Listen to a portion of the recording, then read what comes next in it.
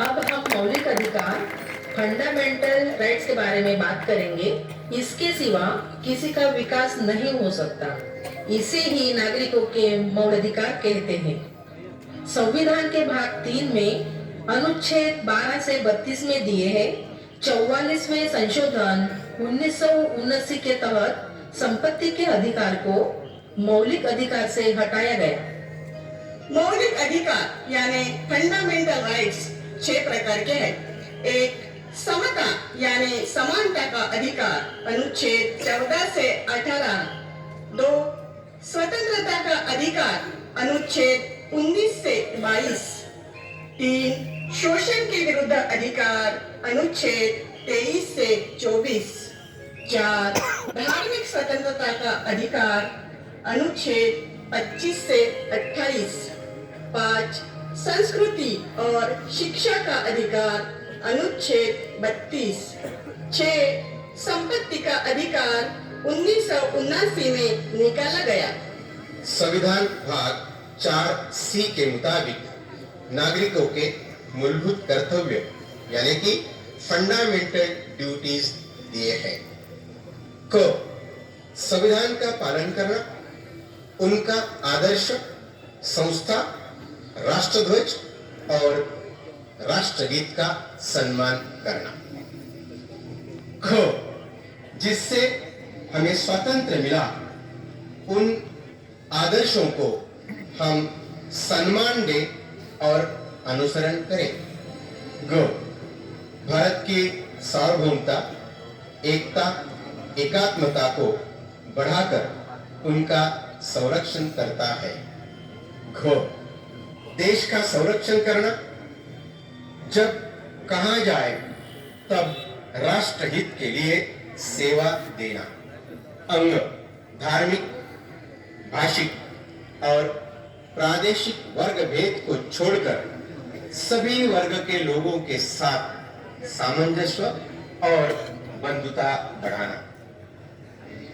च, अपनी सम्मिश्र संस्कृति, समृद्ध इतिहास को सुरक्षित करें। छ, वन, फॉरेस्ट, सरोवर, नदियां, जीव सृष्टि और नैसर्गिक पर्यावरण का संरक्षण करना, उसमें बढ़ावा देना, प्राणी मात्र पर दया प्रेम करना। जो विज्ञाननिष्ठ भाव, मानवतावाद, संशोधन विचार और सुधारणा का विकास करना। जो सार्वजनिक संपत्ति का रक्षण करना, हिंसाचार को त्यागना। य, राष्ट्र की तरक्की हो, उपक्रम बढ़े, उसके लिए व्यक्तिगत एवं सामुदायिक प्रयास करें। तो माँ बाप ने अपने बालक को 6 से 14 साल तक शिक्षण देना चाहिए। महिला उत्थान के लिए संविधान में क्या प्रावधान है, बताइए। हजारों साल से महिलाओं का शोषण हो रहा था। प्रथा पद्धति, सती प्रथा, बाल विवाह जैसी कुप्रथा थी और संविधान ने उनको मुक्त किया।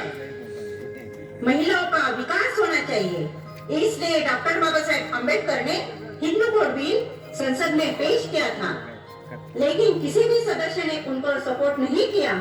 अंत में उन्होंने मंत्री पद का इस्तीफा दिया। यह शोकांतिका है।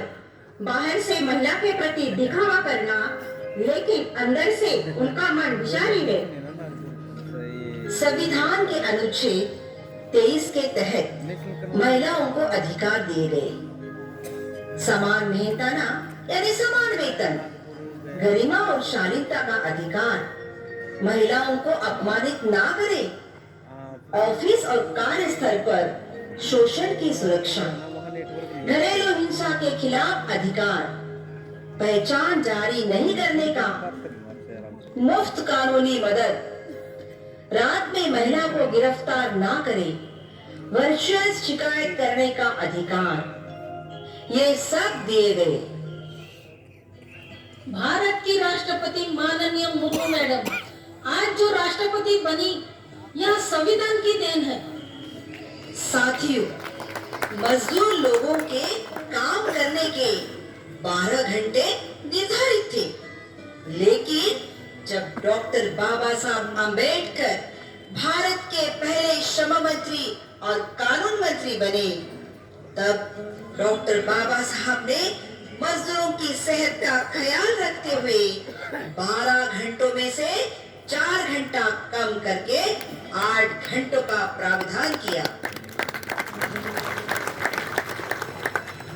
अनुसूचित जाति और जनजाति वर्ग के विकास के लिए संविधान में क्या प्रावधान है? संविधान में कलम 341 और 342 के तहत अनुसूचित जाति और जनजाति के कल्याण हेतु प्रावधान किया है। शिक्षा के लिए पहली से पीजी तक शिष्यवृत्ति दी जाती है। बाहर देश में उच्च शिक्षा हेतु मदद की जाती है। Medical, engineer, IIT, IIM service में 15% और 7.5% आरक्षण है। सामाजिक न्याय विभाग एवं आदिवासी कल्याण विभाग राज्य में स्थापित किए हैं। अनुसूचित जाति और जनजाति वर्ग का उत्पीड़न नहीं होना चाहिए, उसके लिए एट्रोसिटी एक्ट बनाया गया। जब डॉक्टर बाबा साहब अंबेडकर कामगार मंत्री थे, तब महिलाओं के लिए विशेष मातृत्व अवकाश यानी कि छुट्टियों की व्यवस्था डॉक्टर बाबा साहब ने की थी। उसी के तहत 2017 में संवैधानिक सुधार होकर 26 सप्ताह यानी कि लगभग 6 से 6.5 माह की छुट्टियों का प्रावधान किया है। इसलिए हम महिलाओं को डिलीवरी के लिए 6 माह की छुट्टियां मिलती है। गरीब और पीड़ित महिलाओं को अधिकार होने पर भी जल्दी न्याय नहीं मिलता, यह गंभीर बात है। अनुच्छेद 338 के तहत अनुसूचित जाति राष्ट्रीय आयोग निर्माण किया गया। अध्यक्ष उपाध्यक्ष का चयन राष्ट्रपति द्वारा किया जाता है। योजनाओं के मूल्यांकन, अधिकार, संरक्षण से वंचित रखने पर आयोग इंक्वायरी करके कार्यवाही करता है। अनुच्छेद 338C के तहत अनुसूचित जनजाति राष्ट्रीय आयोग का निर्माण किया गया है।